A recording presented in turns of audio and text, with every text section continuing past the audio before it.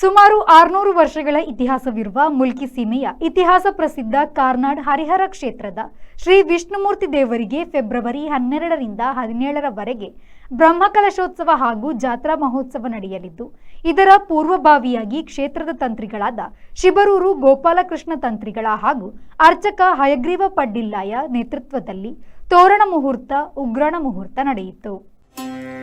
ಕ್ಷೇತ್ರದಲ್ಲಿ ತಂತ್ರಿಗಳ ನೇತೃತ್ವದಲ್ಲಿ ಸಾಮೂಹಿಕ ಪ್ರಾರ್ಥನೆ ನಡೆದು ತೋರಣ ಮುಹೂರ್ತ ನಡೆಯಿತು. ಬಳಿಕ ಪಾವಂಜೆ ಶ್ರೀ ಮಹಾಲಿಂಗೇಶ್ವರ ಮಹಾಗಣಪತಿ ದೇವಸ್ಥಾನದ ಪ್ರಧಾನ ಅರ್ಚಕ ವೇದಮೂರ್ತಿ ವಾಸುದೇವ ಭಟ್ ಅವರು ವಿಶೇಷ ಪ್ರಾರ್ಥನೆ ನಡೆಸಿ ಉಗ್ರಾಣ ಮುಹೂರ್ತ ಮುಲ್ಕಿ ಸೀಮೆಯ ಅರಸರಾದ ದುಗ್ಗಣ್ಣ ಸಾವಂತರು, ಕನ್ನಡ ಸಾಹಿತ್ಯ ಪರಿಷತ್ ಮಾಜಿ ರಾಜ್ಯಾಧ್ಯಕ್ಷ ಧರ್ಮದರ್ಶಿ ಹರಿಕೃಷ್ಣ ಪುನರೂರು, ಪಾವಂಜೆ ಶ್ರೀ ಜ್ಞಾನಶಕ್ತಿ ಸುಬ್ರಹ್ಮಣ್ಯ ದೇವಸ್ಥಾನದ ಧರ್ಮದರ್ಶಿ ಯಾಜಿ ಡಾಕ್ಟರ್ ಎಚ್ ನಿರಂಜನ್ ಭಟ್, ಮುಲ್ಕಿ ಶ್ರೀ ವೆಂಕಟರಮಣ ದೇವಸ್ಥಾನದ ಮುಕ್ತೇಸರ ಅತುಲ್ ಕುಡ್ವಾ, ಕಿನ್ನಿಗೋಳಿ ಯುಗಪುರುಷ ಪ್ರಧಾನ ಸಂಪಾದಕ ಭುವನಾಭಿರಾಮ ಉಡುಪ ಸೇರಿ ದೀಪ ಪ್ರಜ್ವಲನೆಯ ಮೂಲಕ ಉಗ್ರಾಣ ಮುಹೂರ್ತ ನೆರವೇರಿಸಿದರು.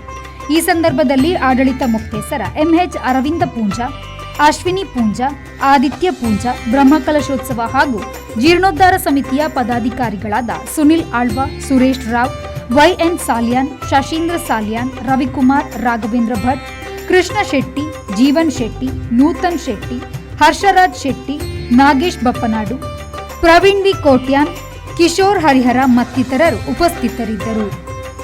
ರೋಷನ್, ವಿ4 ನ್ಯೂಸ್, ಕಿನ್ನಿಗೋಳಿ.